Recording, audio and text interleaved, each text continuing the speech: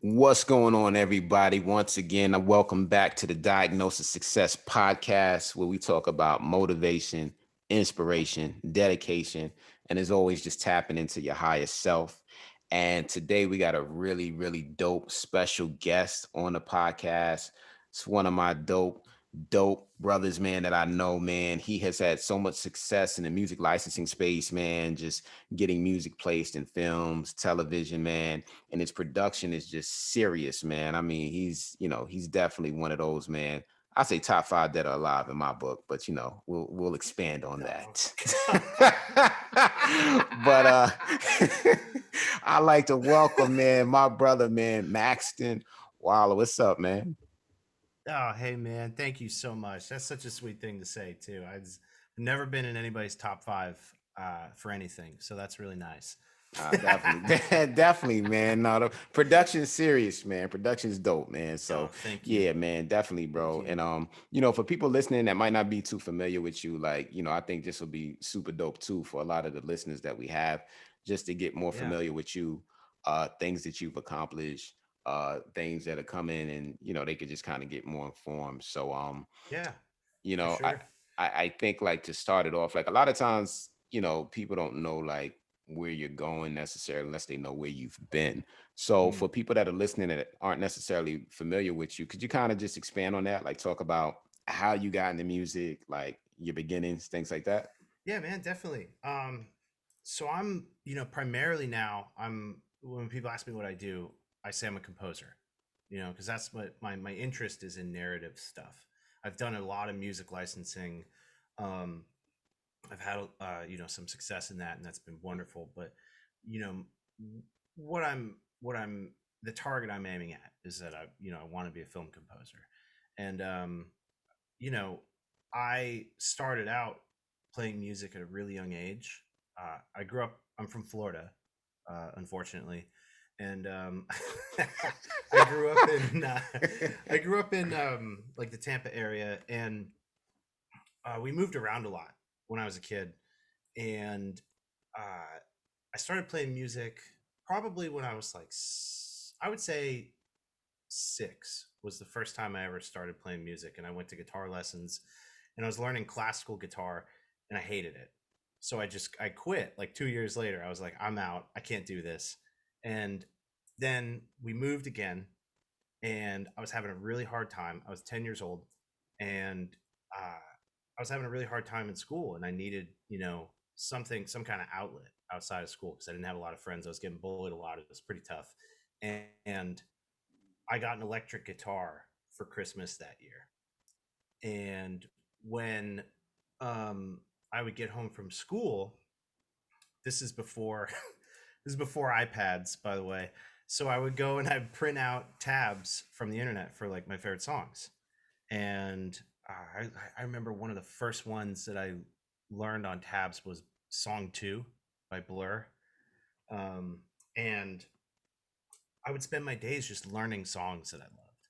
So any artist I listened to as a kid, which was like I was pretty punk rock, dude. For a 10-year-old, I was pretty punk rock, and I would go print out their tabs and I would learn their songs. So I really started falling in love with music around age 10, Okay. and that's about the same time. Uh, Maybe a year or a year and a half later, I actually had my first show.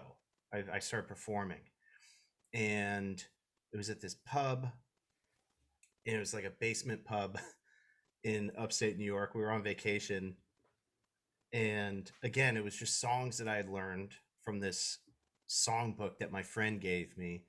And I went and I played all these songs and sang, as an 11, 12-year-old kid in this pub. And that was kind of, I was like, oh, I really love this. This is what I want to do. I was so Mm-hmm. nervous. I remember being so nervous, but I just had so much fun. The release was so great. And then uh, all through middle school and high school, I was kind of like the I was kind of like the guy at the party with the guitar, It was kind of what I was. I definitely wasn't, obnoxious about it, but I always had a guitar with me anywhere that I went. And uh I was in a band in high school, and I remember, we would go every weekend our dads would drive us to this bar in St. Petersburg, Florida, which was 25 minutes away, and we'd play pretty much every weekend. We'd do like 2 hours of music, like an hour set, take a break, do another hour set. And because we're like 15, 16 years old, like we'd have to leave the bar on our breaks. We couldn't hang out in the bar because, we're not supposed to be in there. We're teenagers. And I just have always had this strong connection to performing. It's just Mm-hmm. always been uh, something that I love doing. And lately, I haven't done it so much because I think I've identified more with the creative part of myself that enjoys being in my studio, enjoys working on Right. music. Seeing, I know you can relate. You have a track and you get to build it from the ground up, and you get to Mm-hmm. see exactly from inception to like sending it out in the world. Yeah, Mm-hmm. it's such a crazy feeling. It's like it's kind of like performing times 100. Yep. You know, Yep. and yeah, I mean, so now, fast forward, I moved to LA when I was 17, um, and I was in bands for years. I toured, I did that whole thing, um, had a blast, and then in 2015, I, I got offered a job on a show. It was a Hulu series. It was a reality series called Rocket Jump, the show. Mm-hmm. And there was the first. It was kind of like MythBusters for filmmaking. So the first part of the episode was, here's the documentary of the making of a short film, and then they would air the short film at the end of the episode. Pretty cool concept. Mm-hmm. And I did all the music for the documentary side of things. Okay. So that was like my first scoring gig. And uh I mean, I'm kind of skipping over a little bit of the music No, it's cool, licensing bro. stuff. It's cool. It's It's cool. I've had a winding path, so I'm going to try to keep it, you to try to keep it together. But as you know, as creatives, we tend to get distracted. Look, it's all Um, good, brother. It's part of the process, yeah, man. that's right. That's Let right. it go. It's Let it go. important. We can freestyle. We going Hey, off the top. you know what? It's a blessing and a curse, isn't it? Because if I think that if I wasn't able to allow myself to get distracted sometimes, I wouldn't let myself come up with some of the ideas that, I've come up with. Mhm. And I think the fact that the that it's been a winding path for me is so uh I look at it now, in the moment you're kind of upset because you're like, I need to find my thing. I need to have this one thing that's mine. And then as you get older and you kind of look back, you're like, well, wait a minute. I ended up here regardless of how, confused or unsure I ever felt, you know? And I don't know, man. I mean, on some level, I like to think that everything's going to work out exactly as it should, you know? And so, uh, yeah. So, anyway, I mean, that was kind of how I got into film scoring. But before that, like I said, I was in bands and stuff. And I had a buddy, uh, well, who Kenny Fleetwood, um, Mhm. who was in another band that I was touring with. And Kenny and I are still friends to this day. And he was starting to do a lot of music licensing stuff. Like I remember, I remember he was the first one out of all of us to kind of like break out of the I need to be in a band thing and Mm. start producing his own music and getting music licensing. And this is 2012, I want to say. And he got uh his one of his first ones that he got was just like, I mean, it was a big deal. And I remember looking at that and being like, wow, he gets to make music and like somebody's gonna actually pay him for it. That's pretty sweet. you know Yeah. um Every musician wants that. I agree, yeah. And I think that also, when you start to get into that stuff, it's always shocking how you can notice how much more your time can be valued if Mm. you're the one creating, you know the actual material, if you're the one who's producing and recording and writing and doing all of that stuff, which kind of goes into a whole other conversation about being you know, running your own ship, right? Mhm. But yeah, so I mean, that's pretty much the gist of my story. Um, and now here I am, and I'm, continuing to work on, the narrative composing stuff, and I'm continuing to do stuff for licensing. Um, and I work with, there's a company that does a lot of audio stuff for trailers that I work with out here in LA, and our mutual friend Chell and we do a lot of stuff that we're aiming at doing licensing stuff for, which isn't released yet, but we're both really excited about. So Mhm. Super dope, man. Super dope. And you know what's dope, Max? Like I like to see the growth. So seeing how musicians can basically just they can go from this one space of, all right, I'm just a musician, I'm making content and I'm going to tour, to actually being able to have that growth and transition into the world of licensing, because it opens up so many other doors of opportunity. I feel that like with music licensing, and we both can relate because we've had a lot of placements, it's like your content is able to basically go places that will take you further. mm-hmm. Like if I remember putting out music myself, and I'm like, all right, I got to hire a publicist to market and promote this. And then when I realized is that when you get a song placed on a major television show or movie, well, you don't have to worry about getting a publicist because they are your publicist essentially. Yeah, They have yeah, a budget, and mm-hmm. it's like, because your content is kind of, it's like hitching a ride. It's like, all right, we Yeah, all going, we're taking advantage of this opportunity. So I feel like it's, music licensing is definitely a way for artists to get their music heard on a bigger scale, and actually having to do far less work. It's a lot of work mm-hmm. to do an album, to try to market the album, try to package the album. It's like you're doing everything yourself, Yep. So I think that's pretty dope, man.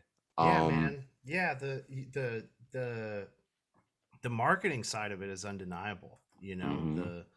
The song of mine that has the most streams on it that I've ever had is a song that got placed in something, but was actually written with a band that I was in back Wow. in the day, and then later got placed in something. And it's kind of like, so it's like, is this thing on? You listening, Max? Like, okay, Yeah, all it's right, true. here, Like, you never know what's going to be that one to go. I had a mm-hmm, record that I did this record after my mom passed. I want to say I did this in like 2013.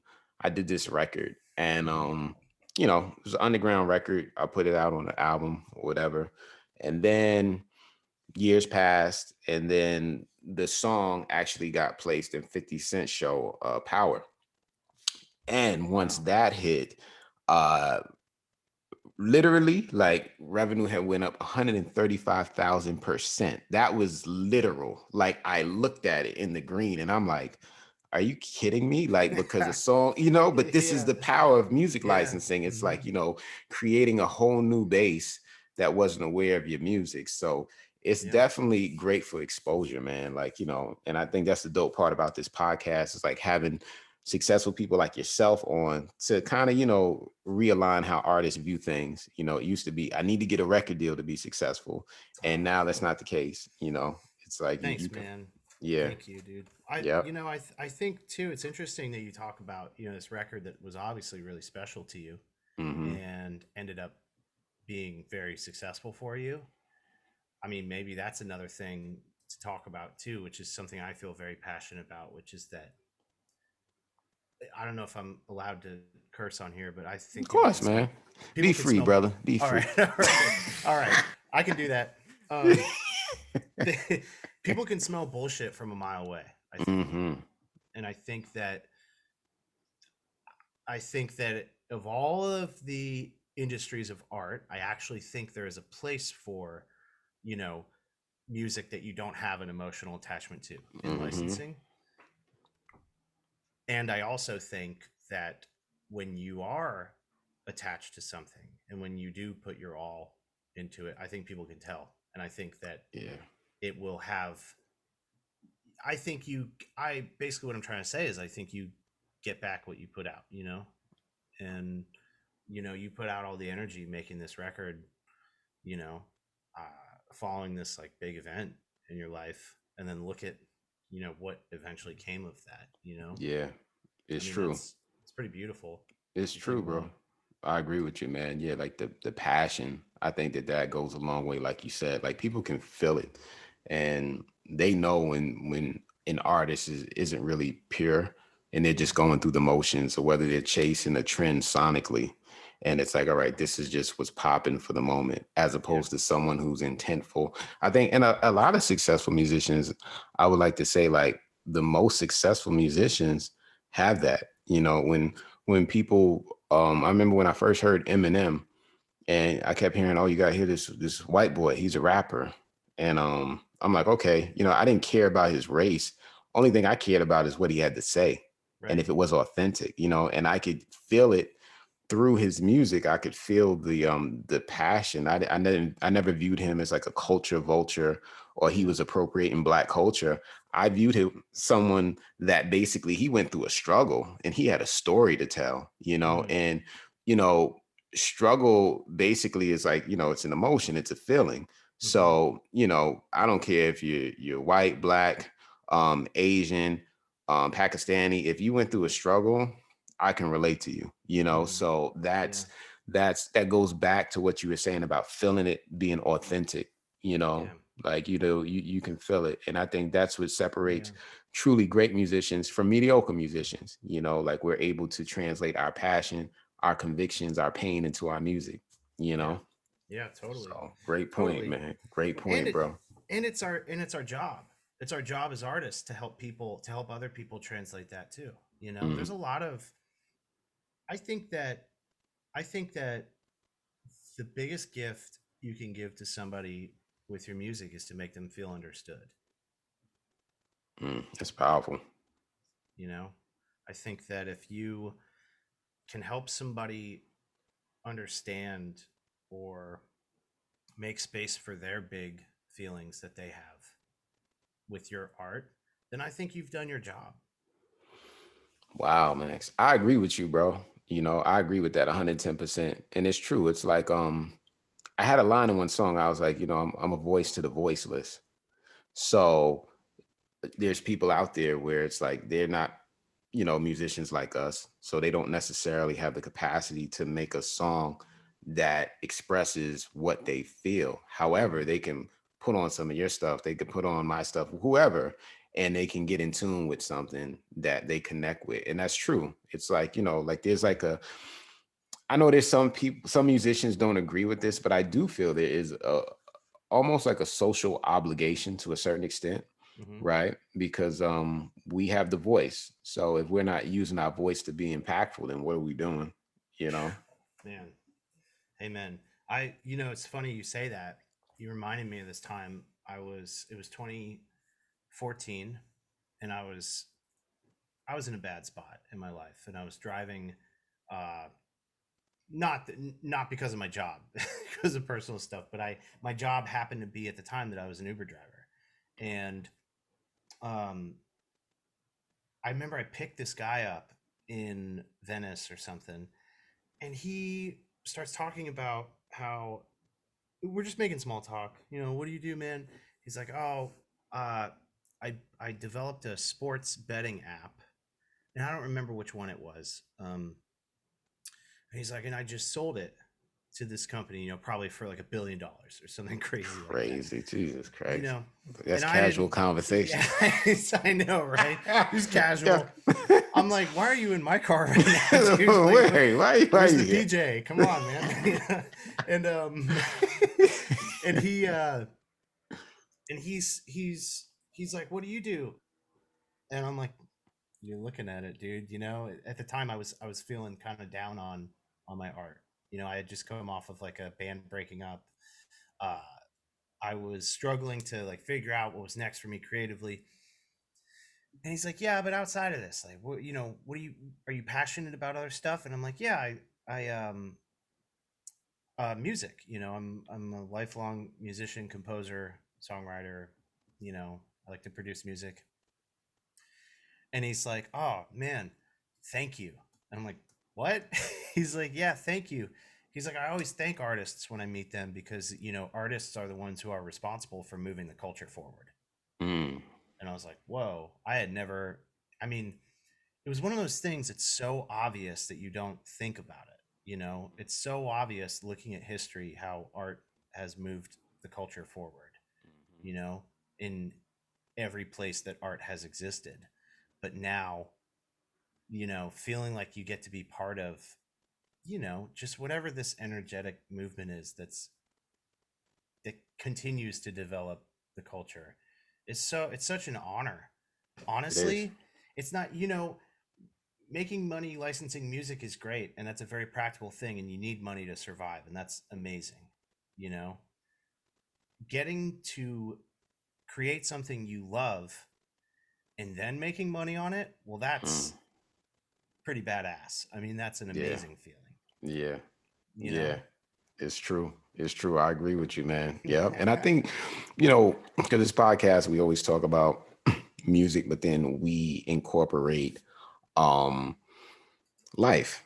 And we talk about like, people's desire to win. And it looks like you turned into a lemon Oh for a yeah, second. my Got camera's being wild right now. a Sorry about yellow. that. Yeah. But yeah, like just, talking about like passion and drive and purpose. And that's where people truly feel fulfilled. It's like Hmm. where that you're walking in your purpose. And like you said, to your point, when you're able to be compensated for that, that's the win-win. It's like Yeah. walking in your truth and just being able to encompass that. Like that's super dope. So Yeah. I love that. Walking in your truth. I love yeah, that. man, musically. And I think a lot of times some artists might struggle with that for the simple fact, like you said, it's like the phrase or the term that they've coined throughout history, the struggling artist, right? Hmm. So it's like striking a balance between being true to yourself and then being able to be compensated for that. And then you get a lot of artists where it's like, they just make music for the sake of trying to make a dollar, but it's empty. It's no soul behind it. It's not fulfilling. So it's like, what's the point? Like it's, Yeah. What's the point? And yeah, I'm maybe, I don't know. What do you think? Do you think, I mean, I guess a thing I would add to that is when it does get difficult, you know, are you going to stick it out because you really care about it? yeah. Right. I mean, if you're doing something you're passionate about and it gets difficult, which, you know, here's a news alert for no one in the world because everyone knows this, life is hard. Mhm. Yeah. So when it gets hard, will you continue to do it because you love it? Or, you know, just because you were like, well, it was convenient and I could work from home in my pajamas and I wanted to make some money, but it was too difficult, so I'm going to quit. You know? Yeah, yeah. And you know what? It goes to, well, one of the mantras that I have personally is persistence wears down resistance. So Mm, no matter what the obstacle is in life, you have to remain persistent. It's like you playing basketball, you in the game, right? If you hang around the basket hmm. long enough, you're gonna get a rebound eventually, but you got to Yep. stay in the game. That's the Yep. thing. It's like, if you just say, man, you know what? Fuck it. I ain't playing no more. You definitely gonna lose. So I That's think, right. being persistent and just having that diligence to say, all right, this is what I'm passionate about. This makes me happy. This will eventually work. Right. It's just, I just Hmm. have to stay the course. And, in life, you really just have two options. It's either you're going to proceed and try to actually conquer what's that thing that it's just so elusive, or you're just going to Hmm. fold, and we do know that when you fold and you choose not to do it, you're going to be miserable anyway. So why not keep trying and chisel away at it, like that's Yeah. so Yeah. yeah. It's, you know, it's, I totally hear you. I totally hear you. Like it's scary. It's scary to wake up every day and you know, be out on your own. Like try to be doing this maverick thing. There's a fear element to that. But you know what is way scarier? Being like old and decrepit. You know, sitting in my house, wishing I had done it. Mm, That's way yeah. scarier to me. Yeah. Yeah, it's true, man. It's true. Like, I feel so alive and feel good like when I'm walking in purpose, and when you're Yeah. walking in purpose and you're happy and you're fulfilled, that's awesome, man. There's another saying they say, uh don't die before you die. So, don't, it's Wow. like a lot of people aren't necessarily in the graveyard, but they're dead. It's like they're living a life that's unfulfilling. So it's like, Mm, staying focused, staying true to yourself, your convictions, what makes you happy, and staying the course with that. mm. So Wow, it's man. super, super true, man. Super Wow. true.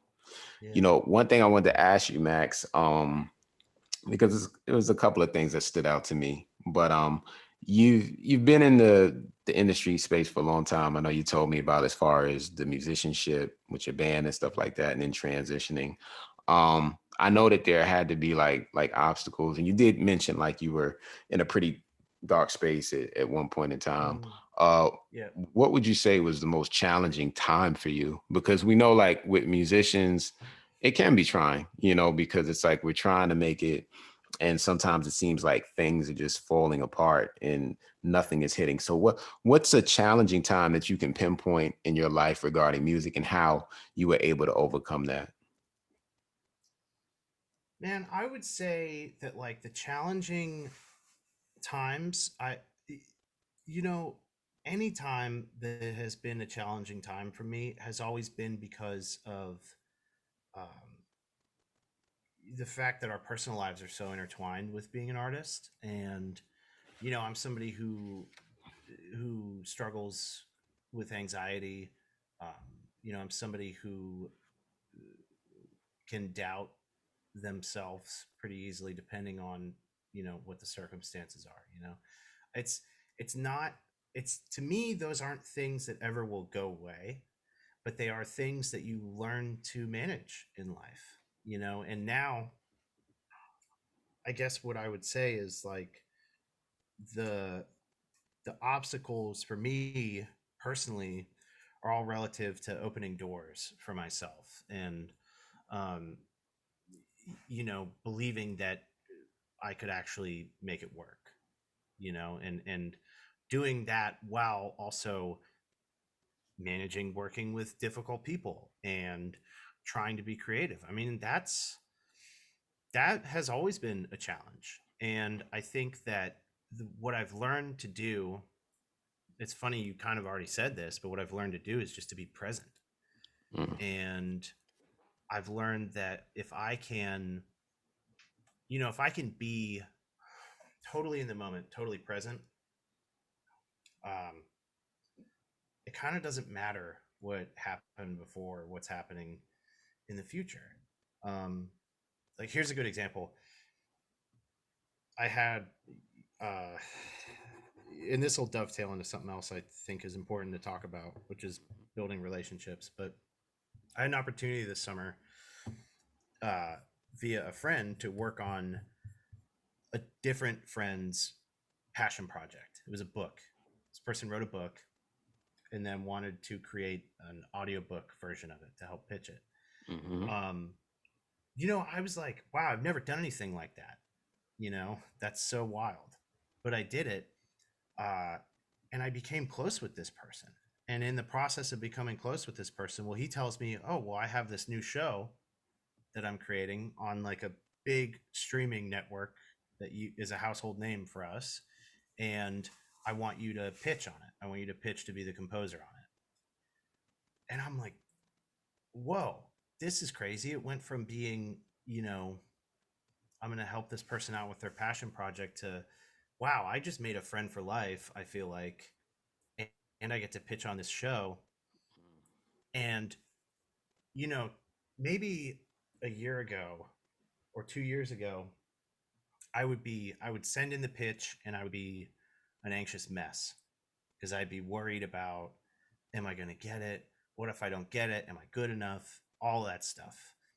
And when I say being present has changed all of that, what I mean is that, 3 weeks ago, I sent in that pitch and I immediately turned to my fiance, Devin. And I was like, we need to go out and celebrate the fact that I just got to pitch on this, Mm, being in the moment, celebrating every moment that you can, because that's a win, dude. it Like is. that would be, if I got that gig, that would be the biggest gig I've ever done. But it would also, it's just a symbol to me of like, oh wow, here's another door that was open for me because I stayed the course, you know? Man, no lies. No lies, man. No lies. And I guess, as far as hard times go, you know, anything that's difficult, any period of my life that's difficult is always sort of pertaining to like how am I looking at this time? Mm, What am I learning from this, right? Or what am I not learning from it? mm, You know? And I've found that the hardest times, the obstacles have always, for me, luckily, have always been very uh, mental. They've always been in my head. You know, mm, I've always created more obstacles for things than were actually there, as I think is sort of human nature for a lot of people to do. mm, Um, Not everyone, but for a lot of people, that can be the case. And yeah, I feel super lucky to have figured that out now. And mm, it doesn't make it easy. It doesn't mean that I'm not upset or that I don't get upset when things don't go my way or whatever. It just means that it's so much easier to move past those things, allow myself to have my feelings about it, allow myself to be in the moment and sit with it, make space for it, and then, oh, okay, well, I'm done with that. What's next? mm. Super dope, man. And I kind of, as you were talking, I couldn't help but think about emotional intelligence and how that's important. And a lot of people don't realize that. A lot of times it's like being able to self-assess and assess, why do I feel the way that I'm feeling, and moving forward, what can I do? What kind of adjustments can I make to Mm, rectify this? And to your point, like a lot of times it's like overthinking, um feeling let down, uncertainty. These are all commonalities that musicians encounter. And it's like, then needless to say, it's like, the competitive element, like, trying to compete in a overcrowded landscape. So definitely, yeah, being in tune with self and being able to constantly just check ourselves. yeah, I have to do the same thing a lot of times. It's like, all right, just chill out. Like, I'm doing too much. Simmer yeah. down. Simmer down. Right, right. Dude, that's why I think it's so cool, everything you're doing with the seminar, with the podcast, like that. I really admire the shit out of you for doing all this stuff, because I think what you're doing is you're giving people permission to feel that way, in a way. You know Appreciate what I it, bro. mean? Yeah. It's so much harder to be overthinking something and at the same time be thinking that you're wrong for doing that, Hmm. and here you are. I feel like you're helping to guide people towards realizing, like, no, everybody does this. Hmm. Yeah. Every person in the world feels this way at times, Yeah. and here are some very practical steps you can take. Yeah, of I just, course, yeah, I man. really, I admire that. I appreciate it, bro. And I say, a lot of times I tell people across the board, like, not to let, it's very important not to let social media discourage you, because not everybody's posting their losses. Hmm. So when people go to Yeah. social media, it looks like everybody's winning every day. It's like, oh, this person just did this person just did that. Oh, she's so beautiful. Oh, he's so successful. But not everybody's posting their losses. It's like, social media is a gift and a curse, because it plays on people's insecurities. So, Yeah. if you don't have mental fortitude to run your race and have that realist approach to say, all right, good for that person, but Hmm. everybody's going through something, and everybody's still trying to make it. So Yeah. just realizing not to let social media make you feel away. And I think that's the battle that a lot of people have. Hmm. Yeah. So Yeah. Yeah. And I think there's plenty of work, to go around. And I of think course, I of think that course. it's easy to feel competitive. It's easy to be upset that somebody else got a sync or a job or whatever that you wanted. Mhm.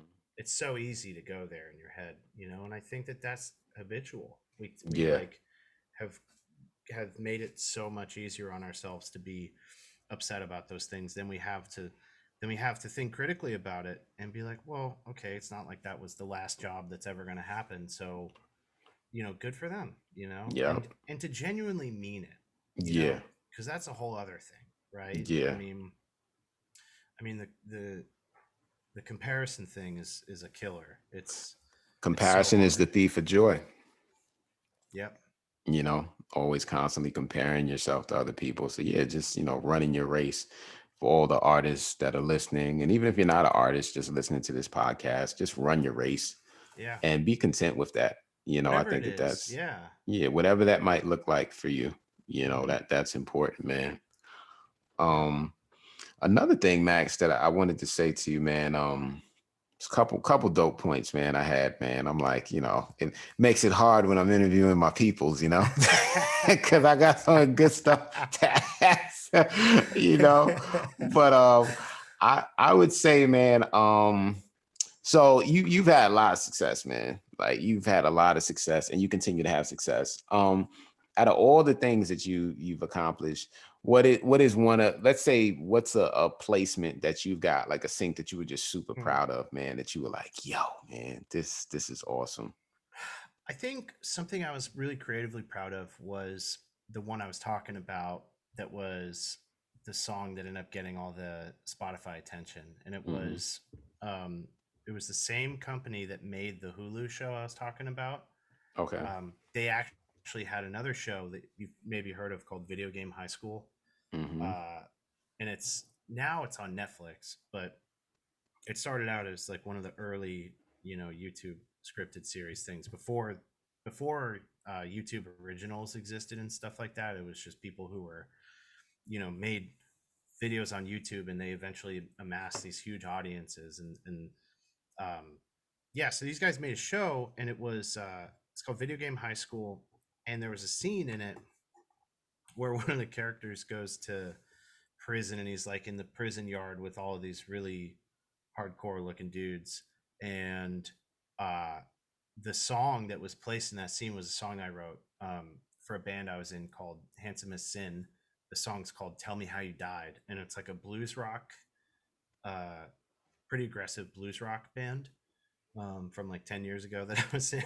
And um it just fit so well in that scene, and it just felt so good because it was so loud. As you know, one of the things that can be kind of frustrating is like you get a song placed in a show and it can be kind of quiet, and you're like, oh man, I Hmm. really wanted it to be louder so I could like share it with people. And then you share it with, you know like I share it with mom, and she's like, oh, I can't hear it, and I'm like, oh, I can't help you there. um, Ah.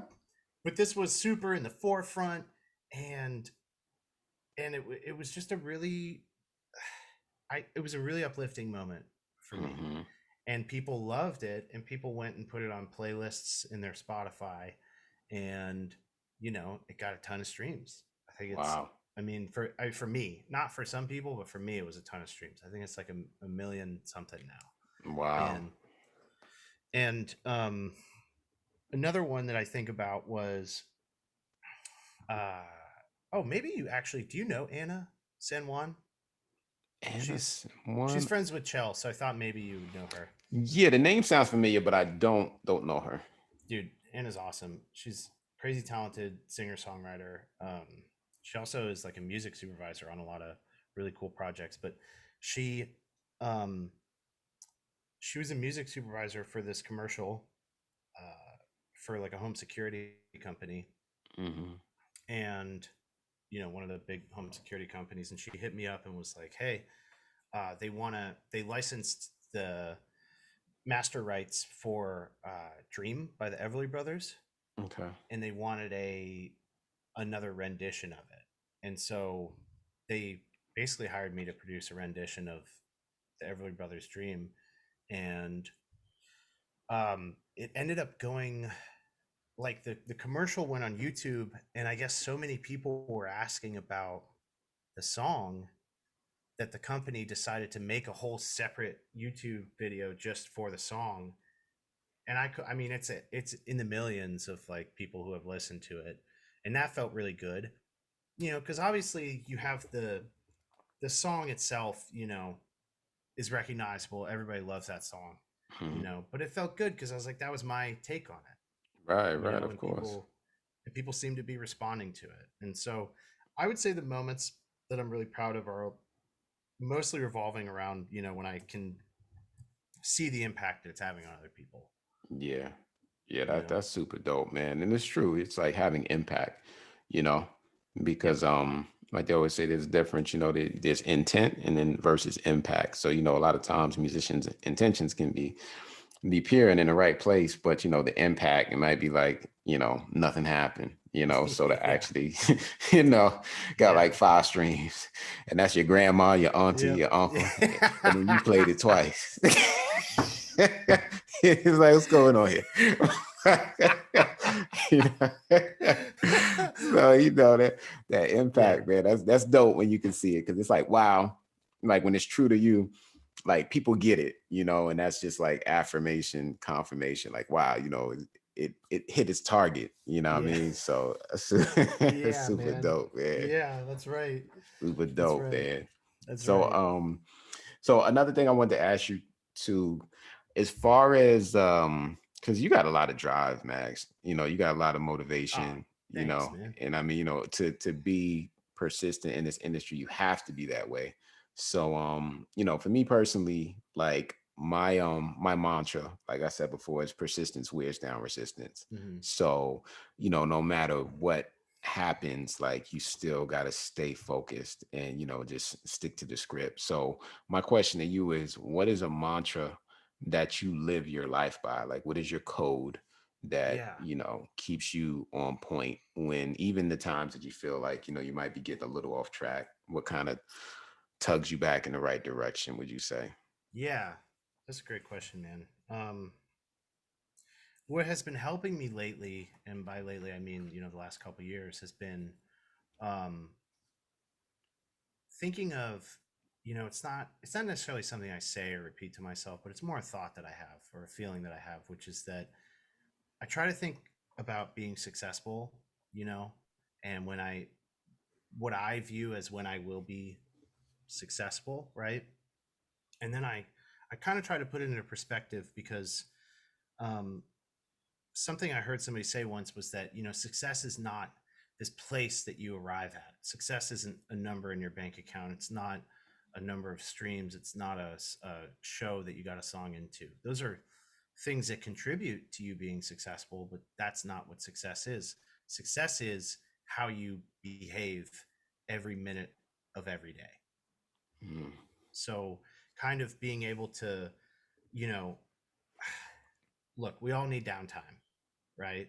But if I'm, you know, uh, if I'm doing things that are not conducive to my career, and I'm overdoing them, I'm taking too much time to do them, it's helpful for me to look at it and say, uh, okay, what would a successful person or somebody I admire be doing right now? mhm. And I've been trying to live more by that, and it's helped a lot. It's helped a lot because it sort of takes the decision making out of it Yeah, for of you. course, of course, You know, of course. it's hard to decide. If your choices are, okay, I'm gonna go play PS5 for 12 hours today, right? Or I'm gonna like get these emails out, Hmm. right? Like, what sounds more fun? I Right. mean, I don't even think we need to answer which one sounds more fun, but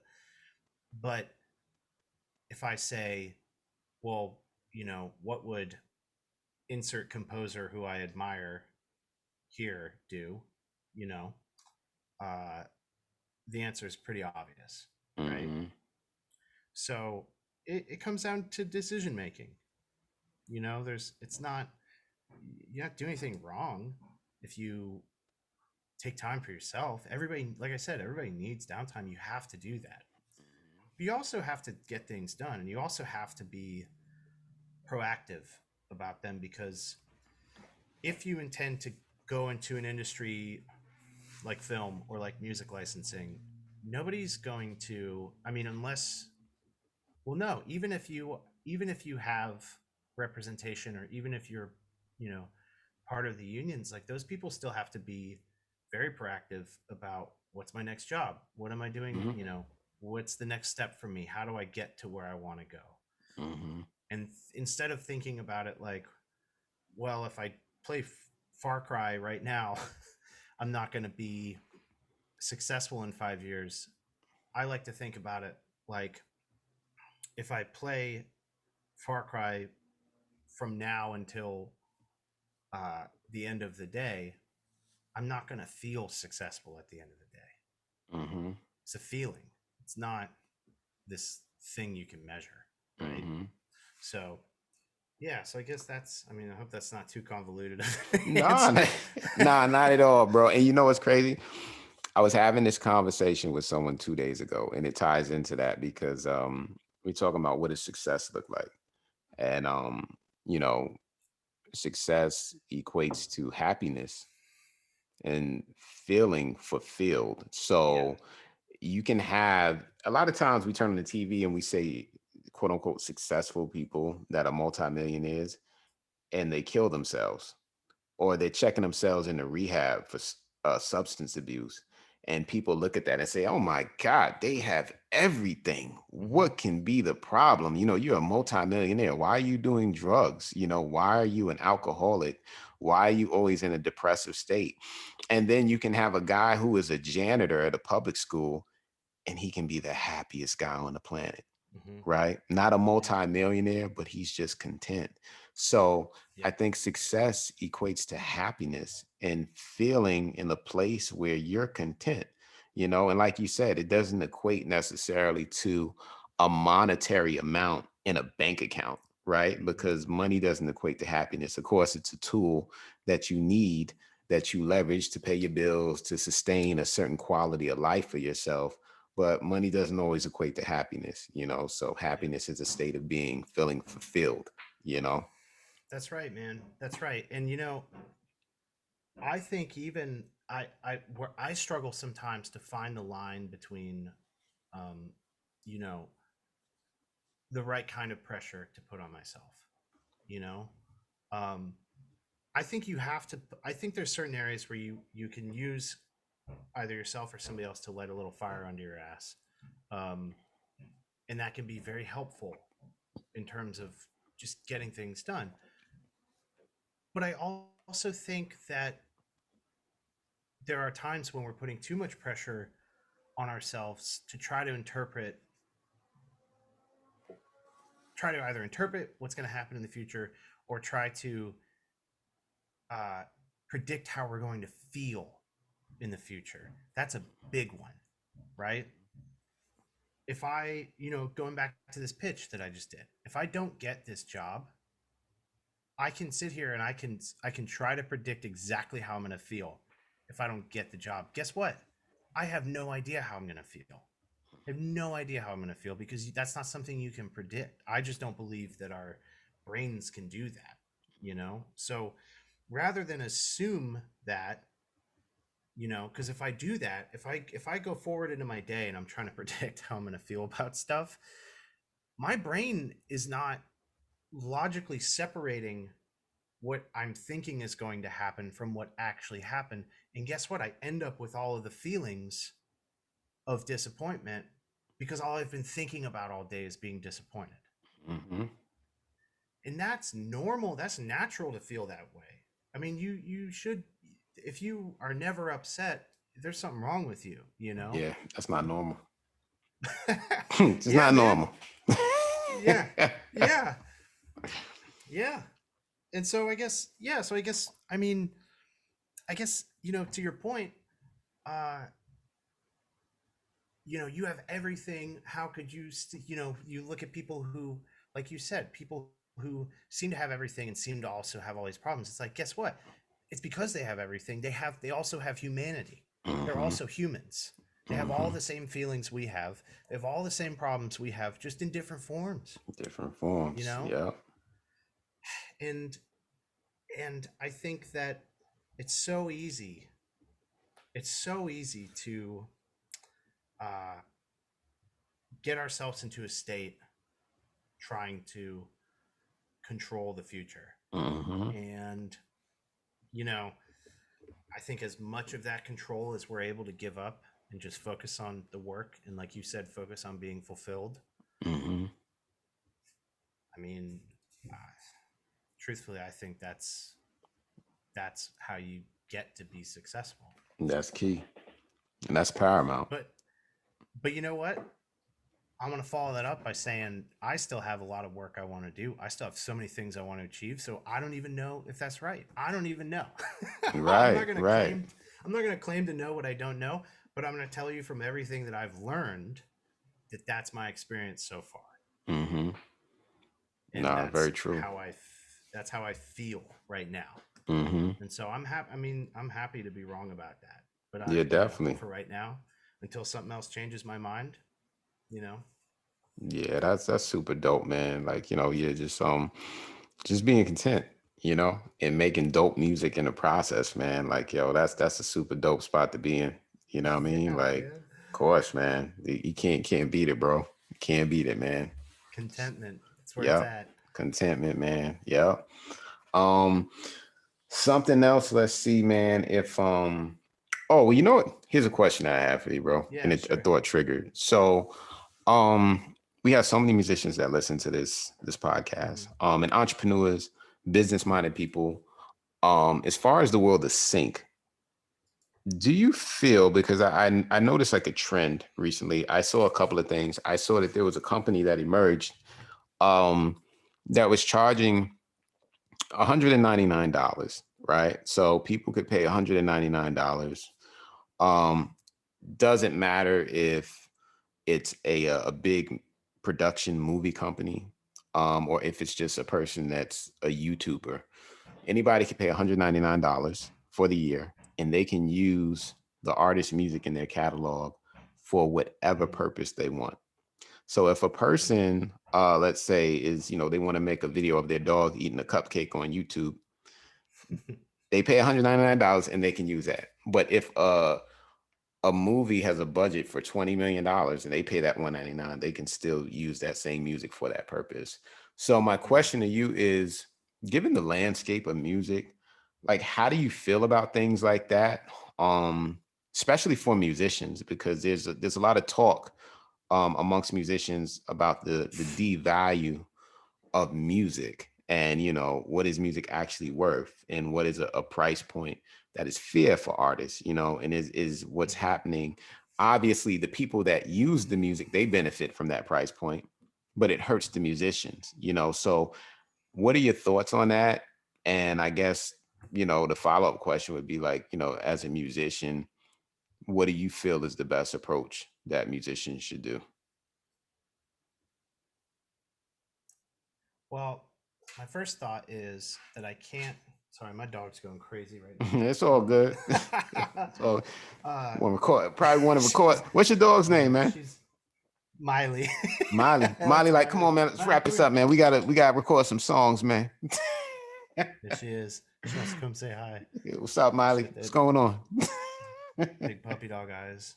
Um, you know, I can't speak to the numbers because everybody's lifestyle is different, and I think everybody can look at what is a fair price, like you said, differently.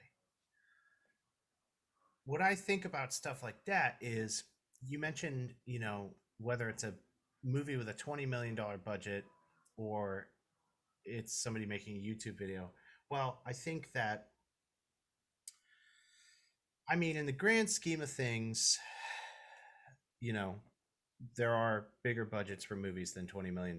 So let's say that that's, you know, obviously not a small budget, but it's not the biggest budget that there ever was. Hmm. I think that people who are making projects at that caliber are actually probably less likely to use something like that. And I think the reason why is because if you have gotten to the point where somebody's giving you access to that kind of budget to make something, then you are definitely creative enough of a person that you have ideas in your head already about exactly what it should look like, exactly what it should sound like. And therefore, why wouldn't you just go out and get everything custom? Hmm. Um, and so, uh, truth be told, I tend to not really think about stuff like that much because I don't see it. I see it as there's room for all that kind of stuff. And I think as far as licensing goes, if we're talking about people who are trying to make uh, licensing, a side hustle, or we're people who are trying to make it into a, other, like, just to diversify their income somehow. Um, I think things like that are great for those Mm-hmm. people, because you sort of, uh, you're not going to make as much money as you would, cutting out on your own and trying to pitch on things, but you you don't have to do as much work, you know. Mm-hmm. um, it probably doesn't require as much of your time. uh, not not at all speaking to the quality of the work, it still has to be great. I'm sure everything that's on there is still great, but you know I think it sort of feels like a different lane to me, I guess, is what I'm saying. Mm-hmm. it, it doesn't feel like the lane that you or I are in. it Mm-hmm. feels like it feels like it's its own thing, you know. Mm-hmm. um yeah, yeah, I mean, and at that point, it would be a preference. Maybe the production doesn't have a lot of money for music because they spent all their money on talent. They wanted to hire famous actors, so okay, great, they asked for a ton of money. Now we don't have a lot of money left, we have to figure it out. Mm-hmm. Well, then in that case, I think that's great. But also, there will be people who are composers or who are artists who are trying to just get the credit or try to get the title. And if their values align with that project, or if they, have a relationship with the person, maybe, then maybe they still get that.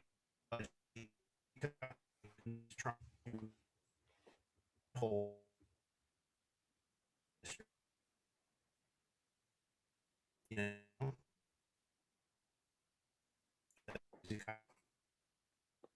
I think I kind of lost you, Max. I think your reception's like getting choppy. sorry about that. We're can you start. Let me see. Can you hear me? It's getting a little bit better. Yeah, it was kind of like choppy, like robotish.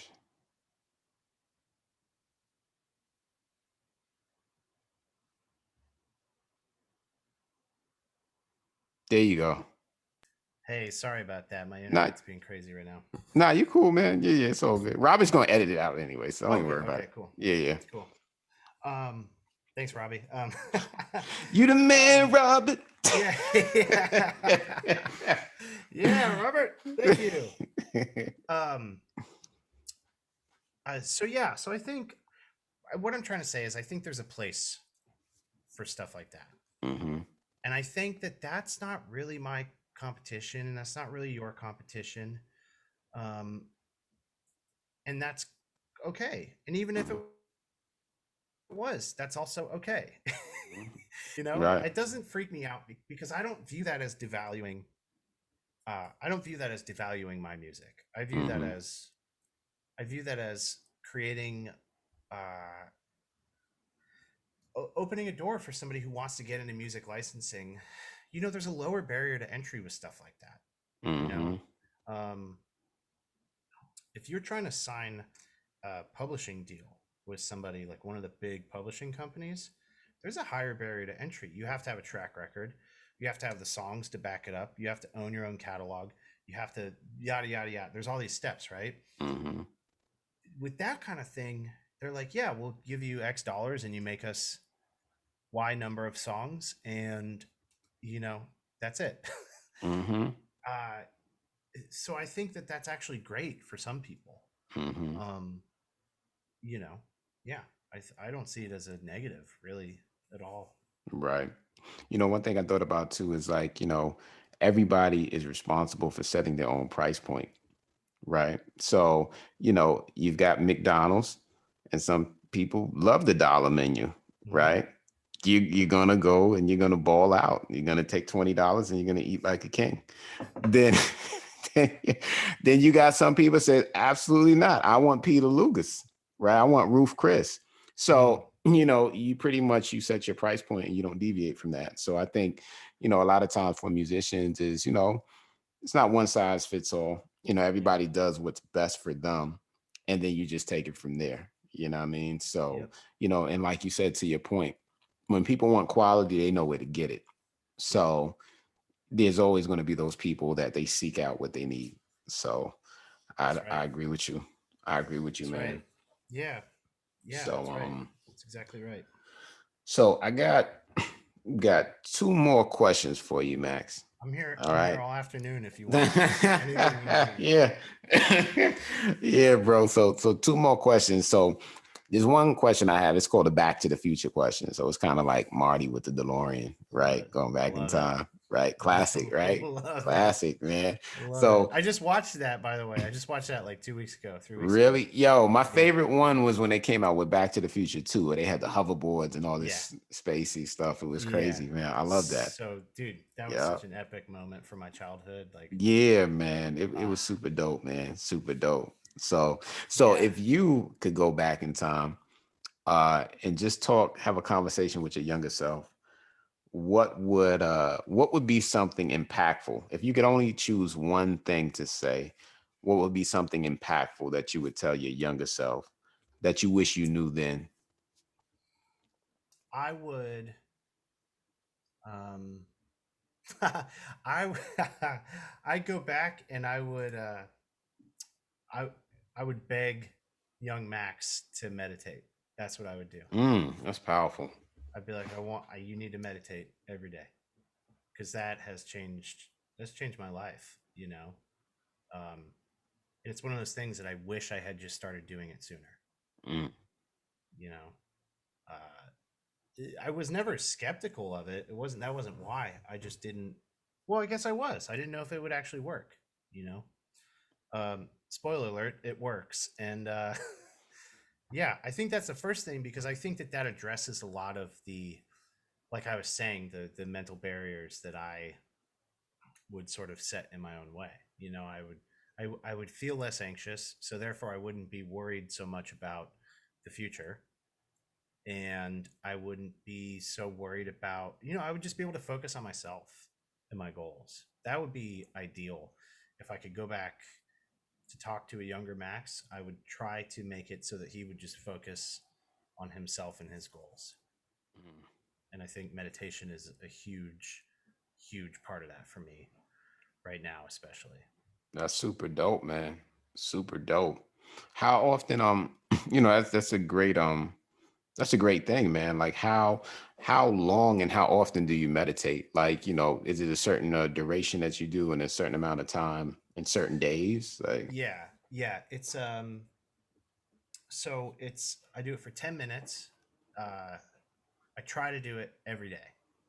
okay. Um, in my best times, I'm doing it 7 days a week, Wow. and it's the first thing I do. Right, so I wake up, I go sit in the other room, uh, and I meditate. And something that was explained to me was that like it's different for everybody, right? The experience of it is different. So to start with, 10 minutes might be too long. I mean, I know for Hmm. me when I started it probably would have been. I could probably sit for like 5 minutes, and it doesn't Hmm. matter which app you use. It really doesn't. They all kind of do the same thing. um, but if you are able to just be there with yourself for any period of time, what happens is you kind of get out of like, I don't know how to explain it. It's like you start to sit next to your feelings instead of like sitting in them, You Hmm. start to you're not so your feelings don't control you, or your no, I shouldn't say that. What I should say is that they don't control your day so much anymore, Hmm. right? Your feelings kind of, they're there. You still feel them, but you observe them, right? You're like, oh, that's funny. I just felt like this. That's interesting. You're more curious. That's what it is. You have this curiosity sort of Hmm. about life. You start to observe the things. And truthfully, I mean, there's still things that happen to me, and I'll notice what I'm doing or how I'm interacting with my world, and I'll just start laughing because I'm like, this is ridiculous. What do you do? You know, and that's a product of meditation, right? But the key thing is stick with it. Just stick with it. You know, if it's something you're into, continue to do it. Make it a regular thing, and you'll know when you've made progress because, um, pretty much all uh, meditation like apps for beginner level stuff, most of them start with focusing on the breath or counting your in and out breaths, Mm, because it's a way of like grounding yourself in your body. mhm, And uh, you'll notice you're making progress when you trail off in thought, you're somewhere else entirely, and then you're like, oh shit, I got to get back to the breath, and there's no judgment, right? You're not like, you idiot, you got distracted again. mm. That's how you know, I think, when you have started to make progress with it. So that could be, for some people, that could be a month. For some people, that could be 6 months. It could be a year. The important thing is to try to make it a practice. You know, I don't think that it's like, uh, I don't think that it's like going and getting, uh, like, let's say you blew a gasket in your car or something, you know, it's not the same as going and replacing it. It's more like maintenance work. It's more like an oil change, right? Mhm. Like something you have to do regularly to sort of keep yourself in shape. Mm, that's powerful, man. And I think that's dope too, because it's like I always talk about the trilogy. So mind, body, and soul, Mm-hmm. right? So nothing can be out of sync because as we navigate life, like we got to make sure that we always maintain all three. Like, if you're working out in the gym, but you're not taking care of your mental and your emotional and your spiritual state, sure, your outside physique will look amazing, but inside you're just decompensating. So Mm-hmm. everything's important and taking that time, for that, like meditation. I think that's very important, like even just from the spiritual side of it to rebalance yourself. We navigate through our days and we encounter all types of people, especially as musicians. Like there's a lot of great people in this industry and there's a lot of dark, jaded, malicious, backstabbing, low down dirty. Right? Like man, we all got hard stories, Yeah, man. Right? man. So Yeah.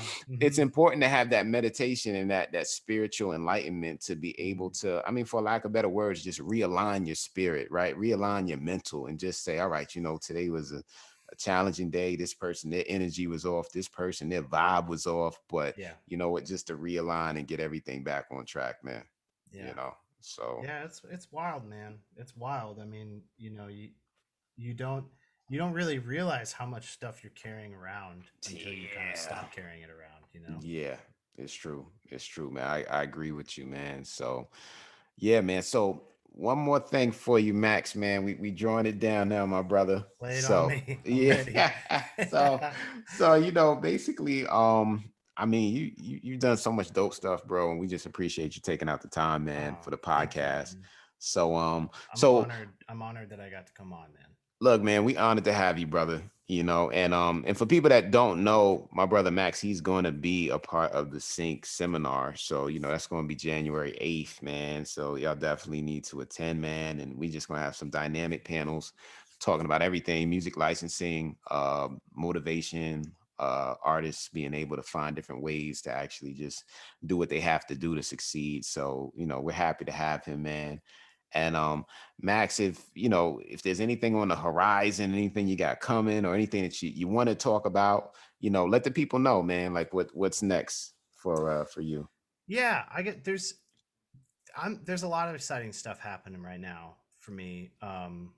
You know, like I said, Chell and I got these new songs we've been working on forever that we're gonna put out, pretty soon. Um, I just finished working on a musical. I can't say too much about it, but Mm-hmm. it's an audio musical, and I'm really excited about that coming out. Uh, hopefully soon. Um, I got a couple films that I'm gonna start work on soon. And yeah, I mean, I guess, something that I want to say to everybody listening is, something that I'm finding to be more important for me, is to go out and kind of get inspired by things. Go see movies, go read books, go look at art, go do things that are new to you, go have Mm-hmm. new experiences, because that's, I find, to be the most inspiring stuff. And you know, don't give up. Dope, dope, man, dope. Yep, got to stay inspired, stay motivated, feed your mind, body, and soul, man.